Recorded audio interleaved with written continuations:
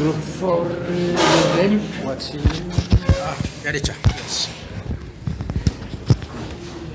You have 10 to 50 minutes.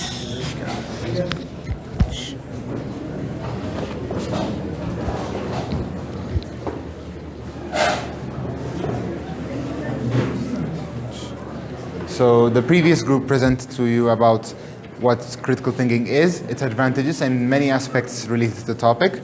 Our group is going to present to you about the challenges in critical thinking and the different aspects of that. So, to begin, let's start with the introduction. So, critical thinking, as the previous group mentioned, is a form of rational, reflective thinking focused on deciding on what to do, what to believe or do. It's basically a form of thinking where we question ourselves and question our thoughts. And basically, for all of humanity, what we do tends to act upon of what we believe. And what we believe is strongly influenced by how we think. And critical thinking, therefore, is an important aspect of our everyday lives. Critical thinking involves a set of intellectual tools to be used in the context of problem solving, decision making, and interaction with others, again, as provided by the previous group. In the process of developing and applying critical thinking, one faces common barriers that hold us back from achieving our goals. So these barriers are what we're going to focus on today as the challenges of critical thinking. In this presentation, we will explore what these challenges or barriers are and what their impact is on decision making and problem solving. We will see some examples and case studies of such barriers to critical thinking, and we will further explore strategies and techniques for overcoming these barriers and the role of open-mindedness, intellectual humility, and self-awareness in overcoming them. So, without further ado, let's begin. The first topic we're going to go by are the common barriers to critical thinking. So, what are they? Critical thinking is something with many merits, as presented by the previous group, but it is not commonly seen being applied. If we see in our own day-to-day lives or in the day-to-day lives of many people, and if we try to observe how many of the people apply critical thinking, or in how many situations it's applied, we will see that it doesn't happen quite often, and it's something that we see that's lacking. And of course, this raises an obvious question. Why is critical thinking not common? The explanation for this is a complex collection of reasons that we call the barriers to critical thinking, or what stops us from pursuing critical thinking, or from thinking critically. We will see some of these barriers in the following slides. But first of all, let's see some examples. Critical thinking barriers include egocentrism, sociocentrism, unwarranted assumptions, relativistic thinking, wishful thinking. We're going to see the 5 of these in greater detail. Bias, superstition, prejudice, peer pressure, lack of relevant background information, epistemological misunderstandings, stereotyping, and scapegoating. A common theme among these examples that you can see is that they shift our perspectives from what is true to a more distorted view, and they lead us to come up with conclusions that are usually false or usually shaky. So, let's start with the first one, egocentrism. Egocentrism is the tendency to see reality as centered on oneself. Egocentrics are basically, in principle, self-centered people. They're selfish, and they believe that their ideas, their views, their goals, wants, or needs are above everyone else's, or their ideas are greater than everyone else's ideas. This can lead to a distortion of our critical thinking in a way where we think what we think only matters, and what other people think doesn't, and it will lead us to be more blocked off and not be open-minded. Egocentrism commonly manifests itself in 2 ways: self-interested thinking and self-serving bias. Self-interested thinking is a tendency to accept beliefs and defend beliefs that harmonize with one's self-interest. This is a natural instinct, more or less, because who wouldn't want to defend beliefs that harmonize with our self-interest? If we have a certain self-interest, and if someone comes up with a belief that supports it, we would likely want to accept it, or likely want to defend it, and this will lead us to a more biased kind of assumption and will hamper our critical thinking. The other one is self-serving bias, which is the tendency to overrate oneself, to see oneself better in some respect than one actually is. This again is also natural in humanity, as in if we have an aspect of ourselves that we deem important or that we think we should have, no one would want to think that they're below average in those aspects. May it be intelligence, may it be getting along with others. There was actually a study that was conducted that asked a multitude of university students on how their skill of getting along with others fares when compared to other people, and about over 90% said that they're above average. This inherently doesn't make sense. And this is basically the distortion of our view, which is natural and reasonable, but it's also hampers critical thinking, and it's something that we should most definitely avoid. The second topic, quite similar to egocentrism, is sociocentrism. Here, the focus goes away from our thoughts and goes to the thoughts of society or a group we're part of. So sociocentrism is a form of group-centered thinking. Two of the most important ways in which sociocentrism can distort critical thinking are group bias and conformism. So group bias is the tendency to see one's own group as being inherently better than others. This is similar to in the previous topic, egocentrism, self-biased thoughts.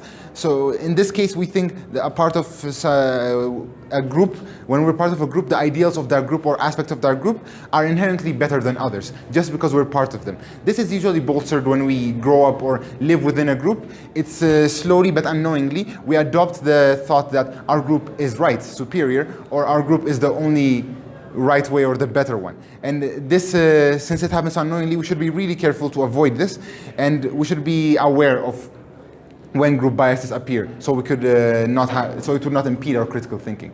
The other one is conformism, which is our tendency to follow the crowd. That is to conform, again, often unknowingly, to authority or to group standards of conduct and belief. Conformism usually happens when we're part of a group and we want to be a member of the group in every sense of the word. So we try to mimic, or we tend to do stuff that the group does without critically thinking or giving it a moment of thought. So we should also avoid this and give a moment of thought to everything that we do.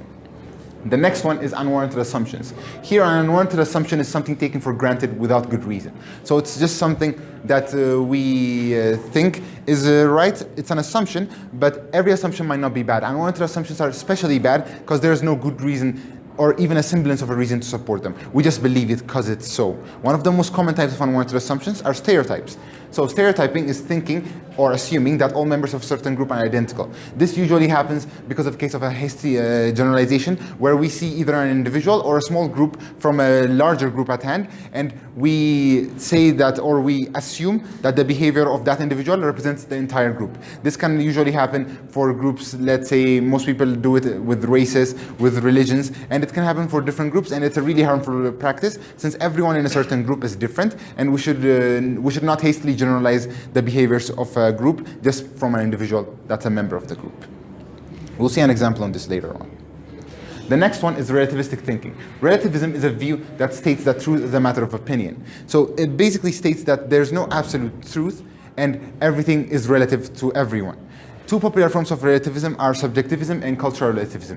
While subjectivism states that truth is a matter of individual opinion, cultural relativism states that it's a matter of culture or societal opinion, or what the society at large believes. Both of them distort critical thinking by disregarding the existence of an absolute truth or a critical truth, where we could provide reasons for why something is true.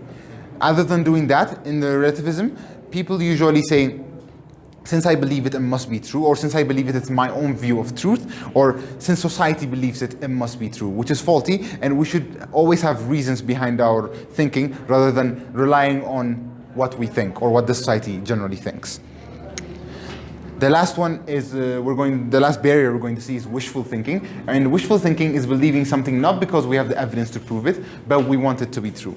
Here again, it's somewhat similar to some unwarranted assumptions, but in this case, the belief stems from a want to believe it. This is again false, because wanting to believe something doesn't justify its truth, and just because we want to believe something is true, it doesn't mean that it is. For example, this can usually be used as a coping mechanism. When something happens, let's say we're playing football and we miss the goal by, let's say, 5 inches or 5 centimeters, we might say, no, I was this close to hitting it in, and I was this close, I was a centimeter away from the post, well, in reality, we're 5 centimeters away. We might use it as a defense mechanism, and we might not admit that we were actually in the wrong until quite later in our lives, even if we admit it. And this can hamper our critical thinking, and we should avoid it as much as possible.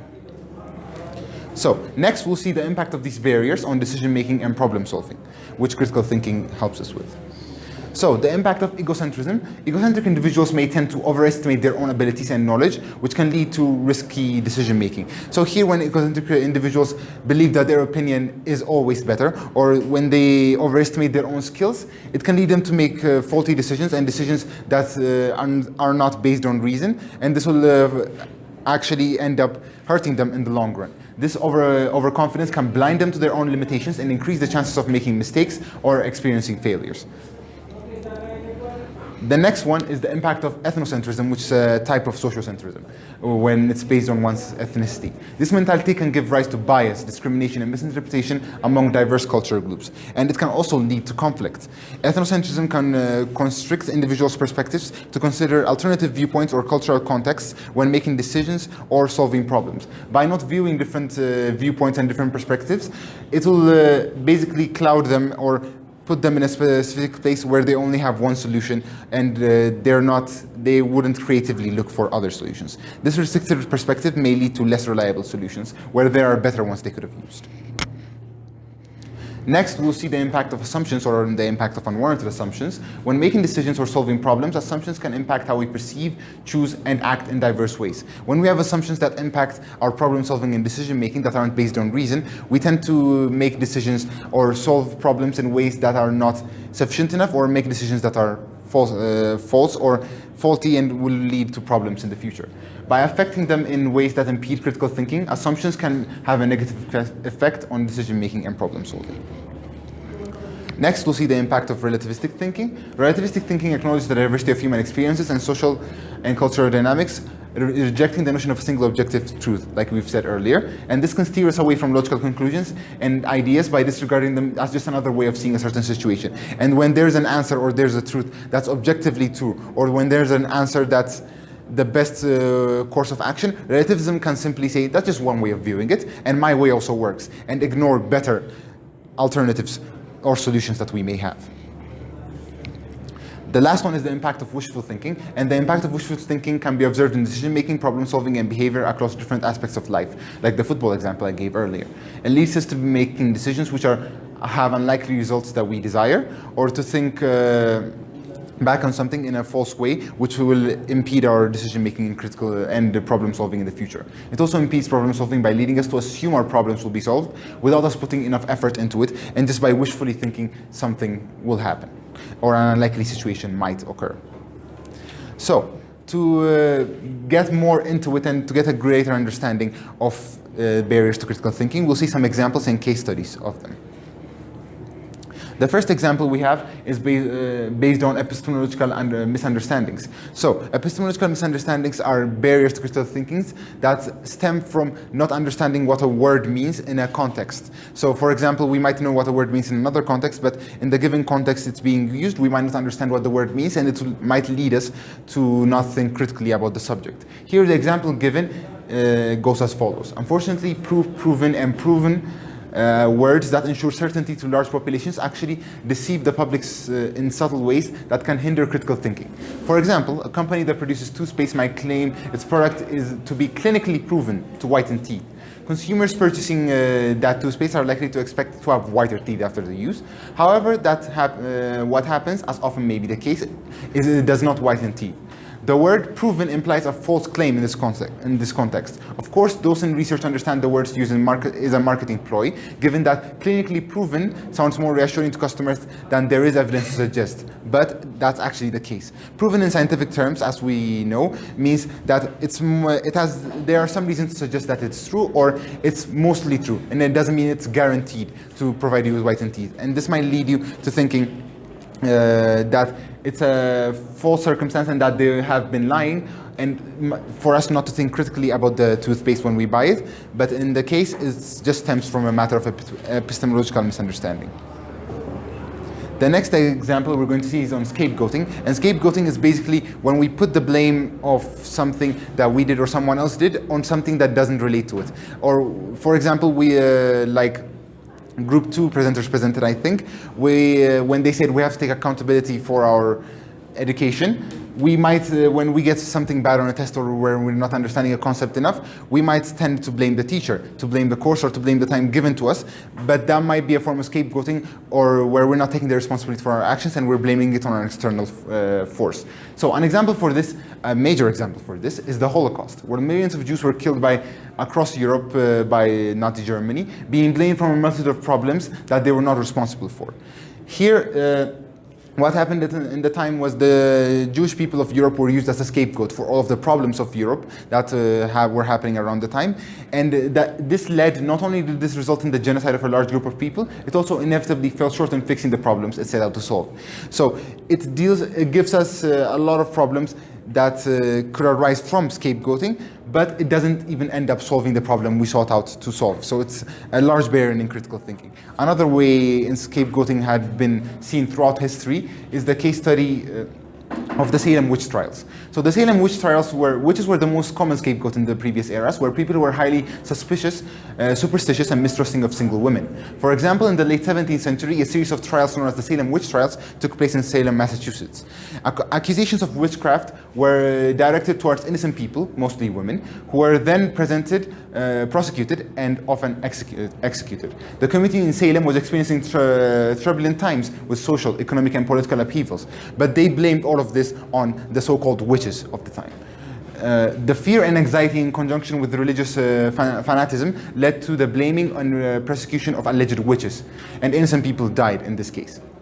In the essence, witches became the scapegoats onto whom societal fears were projected, and thereby giving the community a false sense of resolving their issues, where in the end, the social, economic, and political issues they had didn't go away.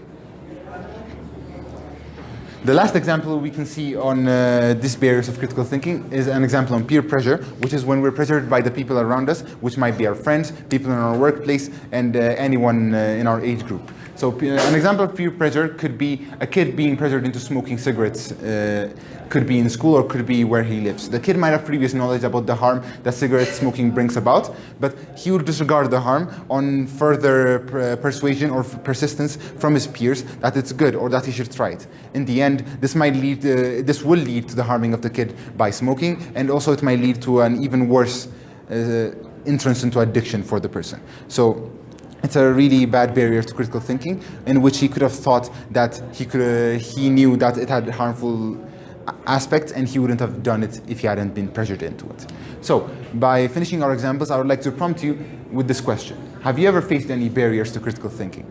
I would like you to think about something. Maybe it's something you thought of today, maybe it's something you thought of in the past, maybe it's a big thing, a decision in your life, or maybe it's a small trivial decision, but I want you to think of a specific case and assess it if there were any barriers to critical thinking that you have faced. And if you think of them and if you come up with a few, you might think, how am I supposed to overcome these barriers? I think we can help with that by our next section. Our next section is strategies and techniques for overcoming barriers, and let's mention a few. So, with the many types of critical thinking barriers and the numerous cases in which we encounter them, it's useful to know strategies and techniques that we can use to overcome them. So, what are these strategies and techniques? We've mentioned 6 in this presentation to present to you guys, and you can look more into it by the references we'll list later when we finish the presentation. So the first strategy or technique we can use is being aware of biases. We should recognize and acknowledge our own preferences and assumptions. This will help us to evaluate information objectively and consider alternative perspectives when needed. So we must be aware of the biases that we have, or personal biases that might develop according to our circumstances, and we should be able to know it and know that we have it so we can work on avoiding it. The next one is seek out diverse perspectives. We could expose ourselves to a variety of viewpoints and opinions. This can help us to challenge our own beliefs and assumptions and gain a more comprehensive understanding of the subject matter. We might have a certain view on a topic or on many topics, but it's good to have multiple, or to see multiple views on it, to see if our view on it is correct or the best view. And by doing so, we can find the different perspectives where we can see better solutions, and we can stop barriers of critical thinking from appearing by knowing different perspectives. The next one is asking questions. We should question everything, including our own assumptions and the assumptions of others. We should ask questions to clarify information, identify underlying assumptions, and evaluate arguments. We should always ask questions, and I believe this one helps with every barrier of critical thinking. If we are critical, it's in the word, if we are critical of everything that we see, and everything that we perceive, we are sure to notice these barriers to critical thinking and successfully overcome them. The next one is analyze information. We should take the time to analyze data and evaluate arguments. We should use critical thinking skills such as logic and reasoning to assess the validity and reliability of the information. The final two are consider the context, where we should consider the context in which information is presented. We should be aware of external factors that may influence our thinking, such as social and cultural norms, group dynamics, and the media, and our own egocentrism. That might be the case. And the last one is practice. Critical thinking is a skill that can be developed and improved with practice, as all skills. And we should make a conscious effort to think critically in our daily lives, whether it's at work, in our personal life, or in the media we consume. Active practice is the main thing we need to do to develop critical thinking and overcome the barriers of critical thinking. So we should always practice, practice, and practice. Our last topic will be on the role of open-mindedness, intellectual humility, and self-awareness, which are other things that can help us overcome the barriers of critical thinking. So in the role of open-mindedness serves as a key factor in overcoming obstacles to critical thinking by encouraging individuals to explore diverse viewpoints, question assumptions, and evaluate evidence impartially. By opening our minds to different views and different perspectives on different aspects or different topics that we're learning about or that we're applying, we open room for improvement and to critically question our way of doing things. It makes us challenge presumptions, explore different viewpoints, evaluate evidence objectively, adjust to fresh insights, and combat mental biases. Next, we'll see the role of intellectual humility. Intellectual humility plays a pivotal role in overcoming hurdles to critical thinking by fostering a mindset open to fresh ideas, a willingness to admit limitations in knowledge, and an eagerness to learn from others. Intellectual humility makes us welcome novel viewpoints, acknowledge limits of understanding, appreciate varied insights, engage in self-examination for objectivity, and adapt to ambiguity. It's really important for us to gauge how much we know, understand how much we know about a certain topic, and be with the previous topic, with the previous point too, be open-minded to accept different perspectives on the topic. Lastly, the role of self-awareness helps us to recognize our biases and limits, which makes us better at thinking things through. It makes us spot our personal biases, challenges presumptions again, recognize personal limits, examine emotions, and encourage present moment awareness. So we'll be aware of what we think and how that will affect our critical thinking.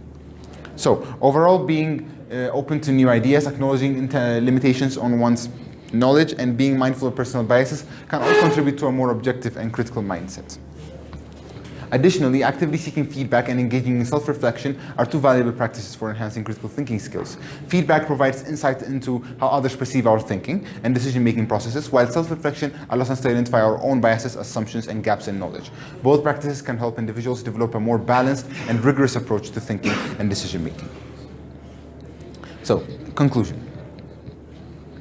Overall, critical thinking is an important way by which we can improve our lives, as mentioned by the previous group too, and by actively looking out for the common barriers to critical thinking and putting an active effort into overcoming them, we can improve our lives and that of the people around us.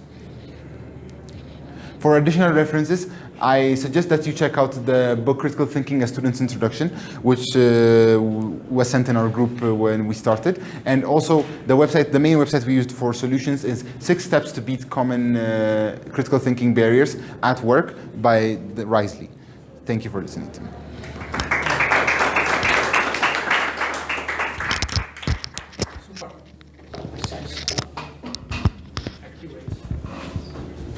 Nice examples. Good eye contact. Examples, everything. Okay, we will proceed to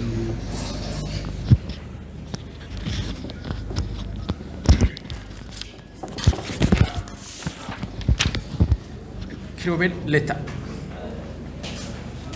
Crewel letter.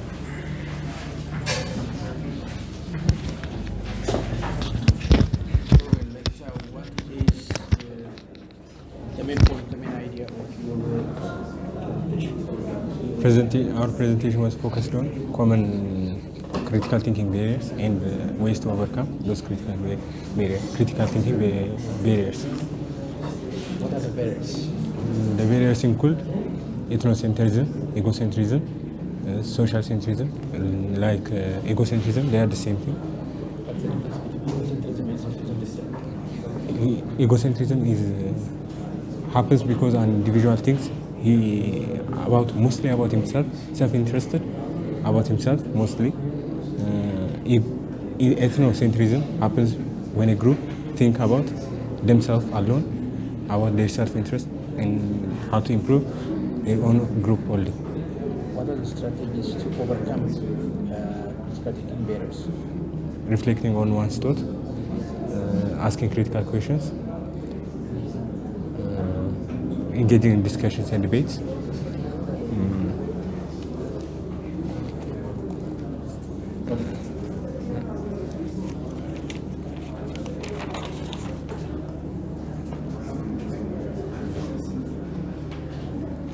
What is scapegoating? Scapegoating is blaming a bad thing on something that does not have any connection to the cause.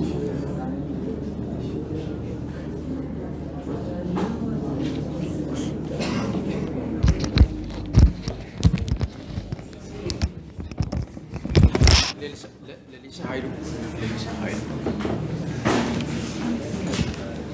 Tell me what I understand from your sentence. Okay, I understand from this view. This critical thinking barriers is very mistake in our to achieve our goals. It's obstacle to achieve our goals, and it have many impacts. And there are many common barriers in to achieve our critical thinking. From some of them, as confirmational biases, emotional thinking, or what you think, emotionally what you think, and prejudice, peer influence. There are many things to think from there. Common barriers. Such as stereotyping, prejudice, egocentrism, presumption, assumption. Egocentrism is depending on oneself or my own views greater than another, or there is nothing like me, such like that.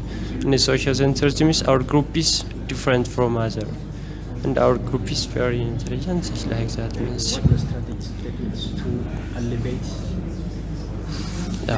There are many strategies to this. From this, seeking or trying to diverse perspective and the point of that views, and questioning assumption and beliefs to uncover hidden behaviors.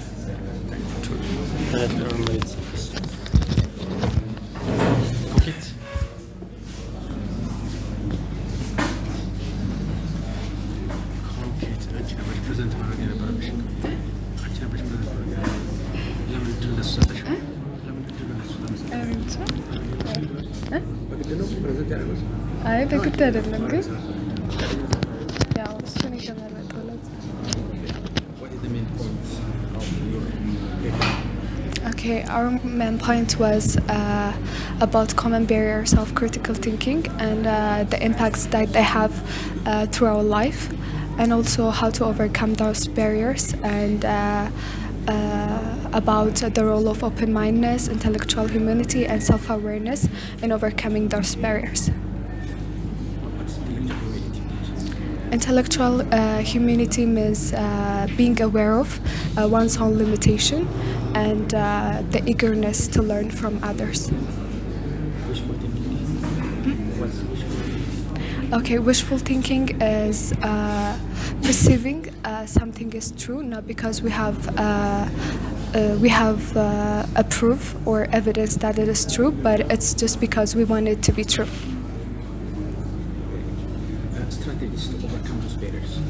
Okay, the strategies are, the first one is knowing about the biases that we have, and also asking questions about our assumption and others' assumption also, and analyzing informations.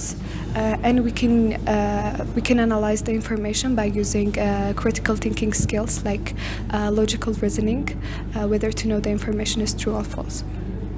Very good.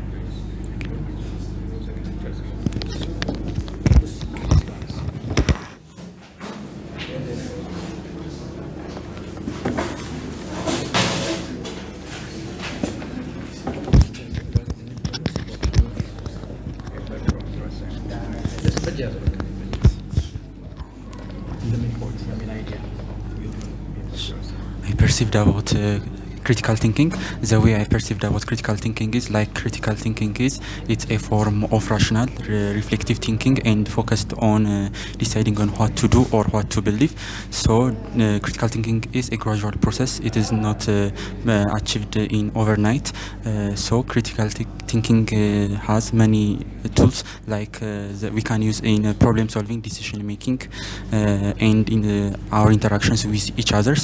So we can hinder we can avoid many problems that hinder our critical thinking, like egocentrism, sociocentrism, unoriented assumptions, relativistic thinking, wishful thinking. So we must hinder these things because we want. Unwarranted assumption is like something that taken from granted without any reason. Scapegoating is blaming others without any reason. ኪሩቤል ውሸት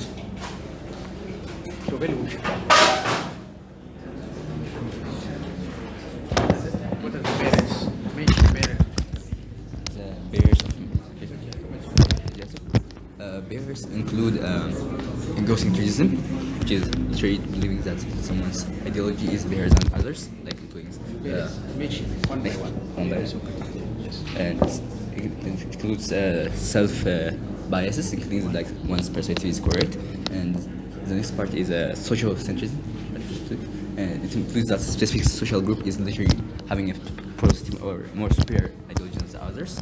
It literally hinders our thinking and thinking that our group is correct compared to others. And next one is unwarranted assumptions, including that assumptions that are doesn't have equal a good proof or good premise to express and analyze our conclusion. And the next one is give me a second. What are the strategies to overcome barriers of critical thinking? Strategies. The strategies to overcome barriers of thinking Barriers of critical thinking. Yes. What are is the strategies? asking questions, about asking our premise, our ideology, and making clear, getting very clarities. And the second one is analyzing the context that we are expressing our idea or the information, and knowing if our assumption is correct with the given information and review, and including like acknowledging biases, unlike the current one, like egocentrism, and avoiding them as much as possible, and looking at different perspectives like someone else's ideology and literally acknowledging it with our ideology. And finally is a party lead. So I can't wait.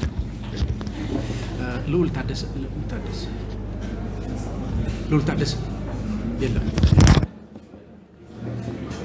ልዑል አበራ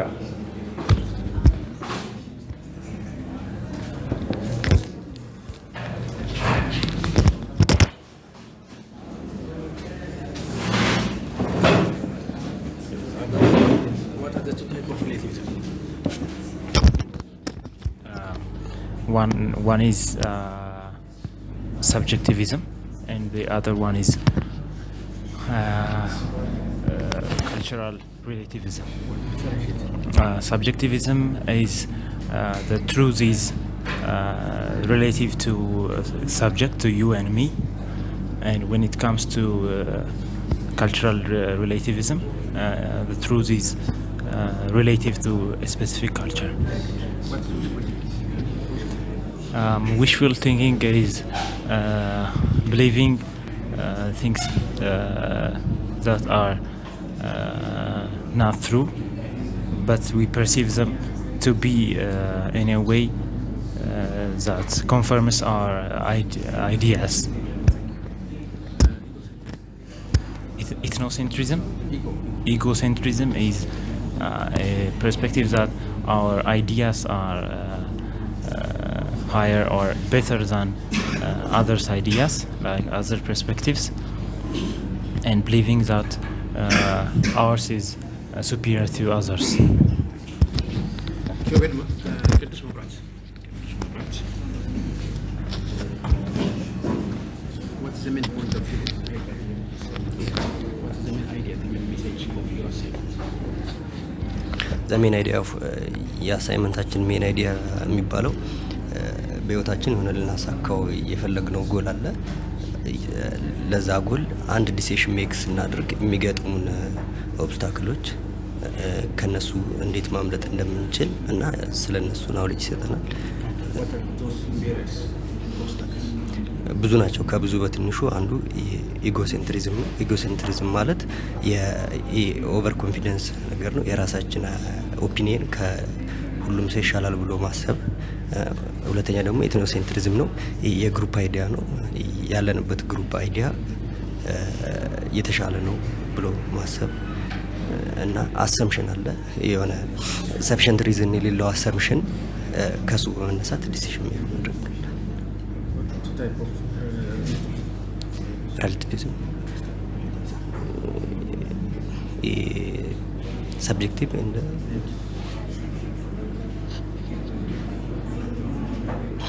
አንዱ ሰብጀክቲቭ ነው።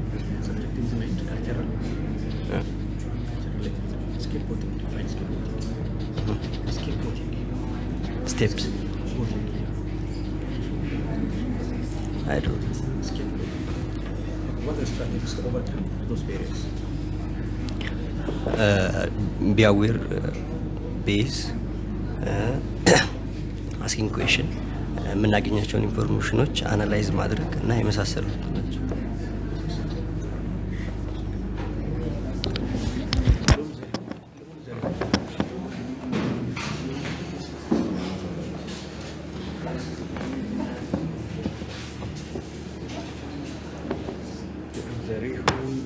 What is the main idea of our main idea is to know the barriers of the critical thinking and how to solve them. The barriers, the egocentrism, sociocentrism, unwarranted assumptions, wishful thinking, and relativism.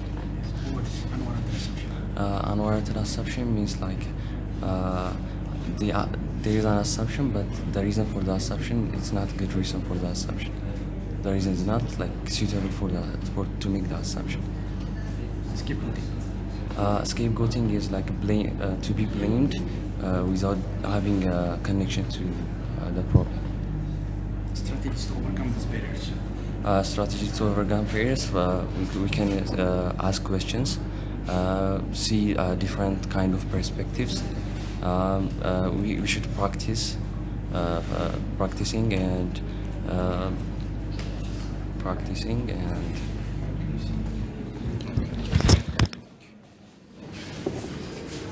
Group 5 shift. Group 5.